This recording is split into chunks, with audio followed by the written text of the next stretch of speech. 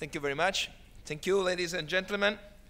My initial proposition was to carry out my presentation in Italian, but considering that a few of us has a headphone, I will do it in English. But I was just to explain to you why I wanted to make it in Italian. And this is for two main reasons. The first, of course, because I want to pay a tribute to my country that is not hosting this beautiful first Global Coffee Forum. But Italy is a country where coffee has been celebrated for more than 3 centuries as a sort of religion, really a lifestyle, a symbol, a myth. And Italy really influences the consumer behaviors of many coffee lovers all around the world every year with this typology of coffee starting from espresso to cappuccino and latte. And second, because it's a matter of fact that the language of millions of coffee lovers all around the world ordering their coffee in a coffee shop is Italian. So, spiritually, I would like to invite you to join me to first of all, thanks Italy for its creativity in coffee. And second, officially declare the Italian language have the official international coffee of the coffee lovers. Thank you. Thank you for your support. So just very few figures about the macroeconomic situation, because of course coffee consumption has a lot of opportunity, but also risk, not only coming from originating countries, but also from the economical situation of the main consuming countries. And of course, we all know that the world is suffering quite a lot, a long economical crisis. We are not over. There are some geography as Europe that are still suffering, other that are performing well, as US, and other that unfortunately are slowing down, as China. And other than quite a deep crisis of Russia and unfortunately a little bit Brazil. So the data are not very good. There are other parts of the world that are performing a little better. But we know that there are signs that we are not out. For example, the consumer inflation, that are the data where all the central banks are working on to try to stimulate with a lot of different tools and instruments the economical cycle, are not very good, are not very optimistic. And of course, the interest rates in many big countries as Europe and US are still very low. This is a sign that we need to do a great job to try to stimulate the economical cycle and to try to perform better for the future to establish a good growth, globally speaking. And if we related this kind of data to the consumer confidence index that I take like a good proxy for the consumer attitude towards, of course, buying consumer good, we have this kind of situation. First of all, a good position is around 100 points, but the global index is 96, so not very bad. But it's a little bit decreasing. This is not a good sign. And Europe is in deep trouble. You see 79, not very good story. And Italy, oh, poor Italy, 53. So really, I wish Italy can recover quite fast. But as you see, our background is not so good. It's a little bit depressing. But there are also good signs, because our friends in Asia Pacific are a little bit better with a good index, 107. So the perspective in this area are pretty good. And we have also North America, also that it's in a good position, but a little bit decreasing. So you sign that they are 5 points down compared to the last figure. I want just to have a little breakdown on Europe, because in our continent, not all the situations are the same. There are some countries that are performing better than others. And this represents a potential risk for the demand, the consumption on coffee in a big market as Europe is. As you see, for example, our friends in Germany, they are very confident. The index is quite high. This is unfortunately before the Volkswagen affair, but we still believe that they will, of course, stay the same.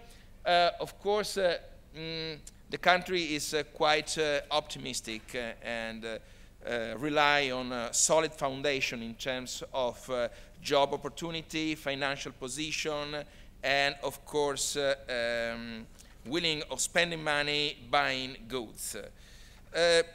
Another good country is UK. As you see here, the consumer confidence is performing very well.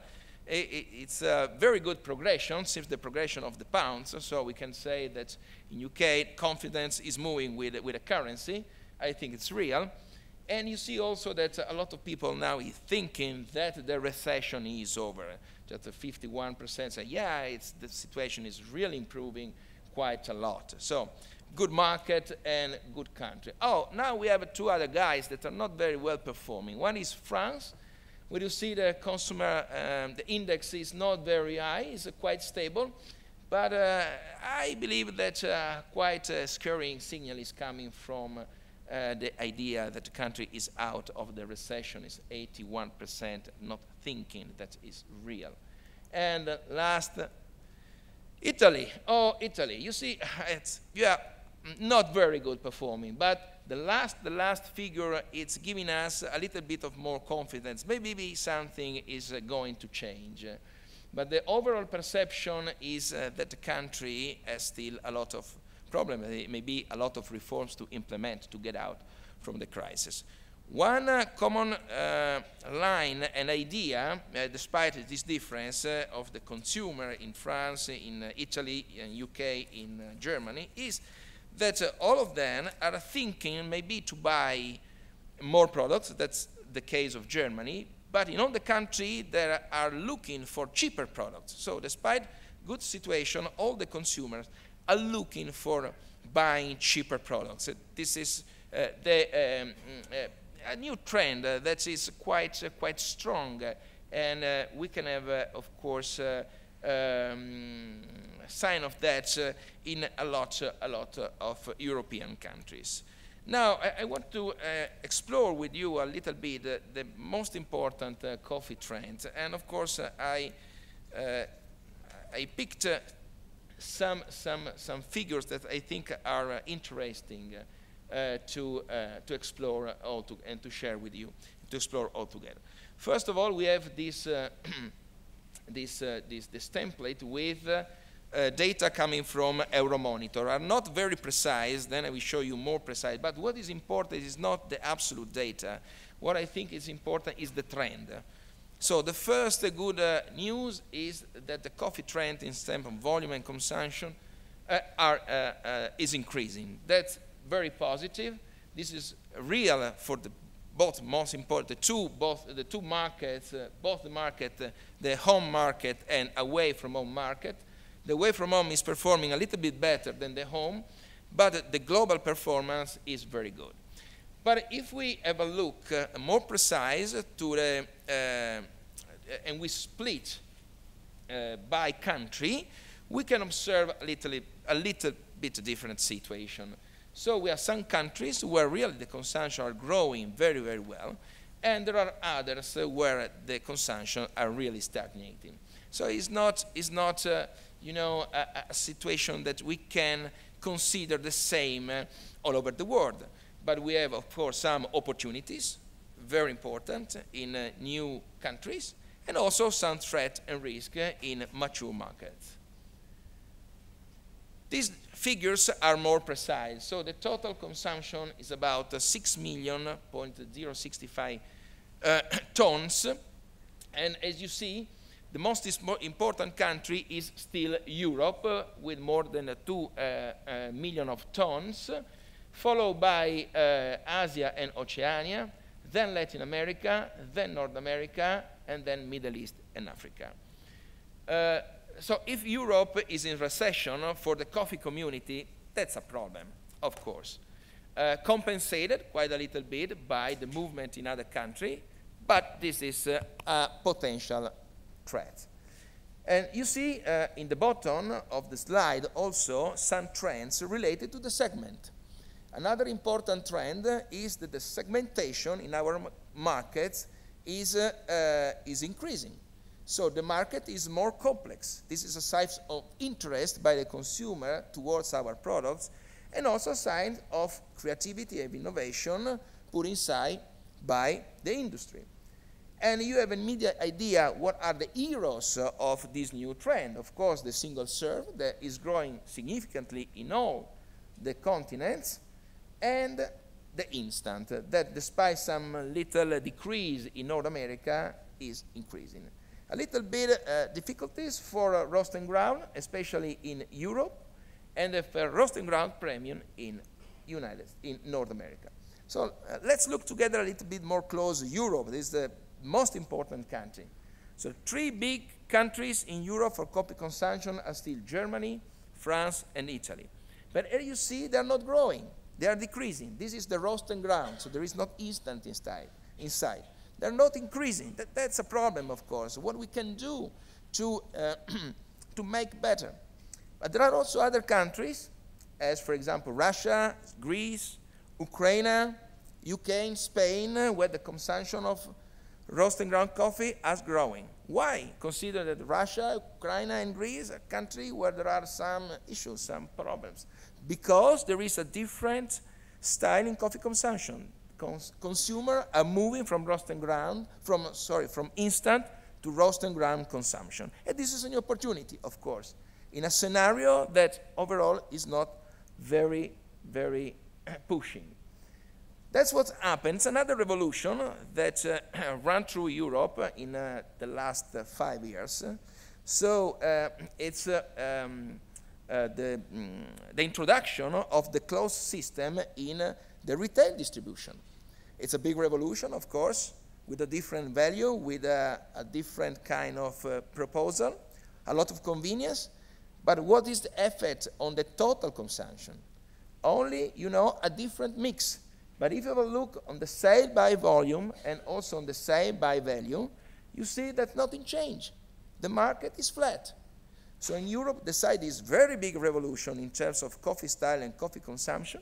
Oh, nothing happened. Yeah, just a difference, but not a growth. And this is a threat. Also prices. Prices, of course, the recession creates a growth in the lower segment of the business. So a lot of consumers are still looking, and will look for products with a cheaper price.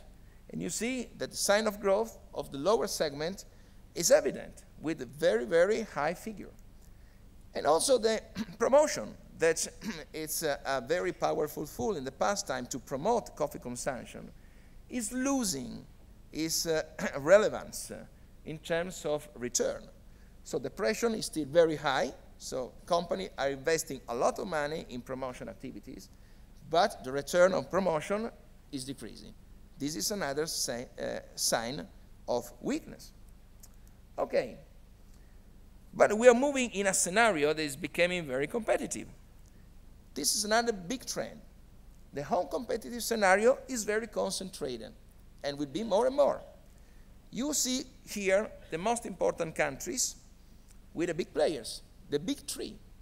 And in many countries, you see that the amount of sales of the first 3 big players go from 43% in Germany to 92% in Korea.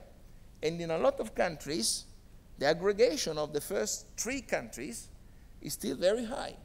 So our market is very concentrated. It's going to be more consolidated. If we have a look to the segment, I mean the coffee type, instant and roast and ground, the situation is pretty similar. In the instant, we have a big player. This is predominant, as you see. We got a very high level of value. But in the roast and ground, the situation is a little bit more fragmented. But we have 4 big players that putting together are creating a big mass. And all of them are more or less the same revenues, about 3 billion of euro. In terms of geographical covering the market, the three big guys in the top of the list are the only ones that are able to cover all the continents, EMEA, American, and APAC, with a relevant presence. All the others are leading in one or maximum two markets. And this is a typical situation of our category. So this means that in the future we are going to see more and more consolidation in the coffee market. And this can create new opportunities and maybe new risks. So what we can do to try to work inside this very various and complex economical environment where competition is very tough and where the consumer sometimes a little bit reluctant to buy the products in certain areas that's very big and important as coffee consumption. But there are others that are eager to join the coffee community to discover the pleasure of drinking a coffee in new parts of the world, as in Far East, for example, Middle East. I believe that we have to act in this way, putting in place a virtuous cycle of development and growth. Of course, our coffee community is very big, it's strong. We are talking about 100 million people engaged, more or less $100 billion, 2 billion, that's the figure of yesterday, because I heard that now it's 3 billion, so today it's 3 billion coffee cups, so it's better. We have 25 million growers, 70% are small. So our coffee community is big, is large, is a powerful weapon, but at the same time it's a little bit fragile in some part of the chain. So how we can do to try to support it very well, to make it better, to make it stronger? But this is my recommendation. First of all, we have focused our attention on quality and satisfaction. The quality is really the way we can engage the consumer, to get the loyalty, and to promote better and stable consumption long term. I think the degree of satisfaction that we can deliver through our activity is the real indicator of our successful. Another good point is to join technology and sustainability. That are not two opposite words, but can work together very well to team up. If we apply technology to try to create efficiency, that is the way to reduce the cost in our sector, we can create better sustainability, because reducing the use of certain type of material, for example, reduce emission, that's create great value in our industry and decrease cost and give benefits to consumer and to the global community. So put together technology and sustainability for me is a great must. To try to put in place a model that is more cyclical than linear. And we also can try to take care of the last stage of our products, so the end life of the products. We can use the coffee not only to prepare coffee, but also when it's brewed and wasted, to try to use it to create new input to put inside the system and to create more value. This is an area that has to be discovered from zero, from the basis, and I think that it's very interesting and potentially good. Of course, creativity and innovation. The story of the coffee and the success of the coffee is disseminated by a lot of small and big revolution and innovation. This is why coffee is such a modern product.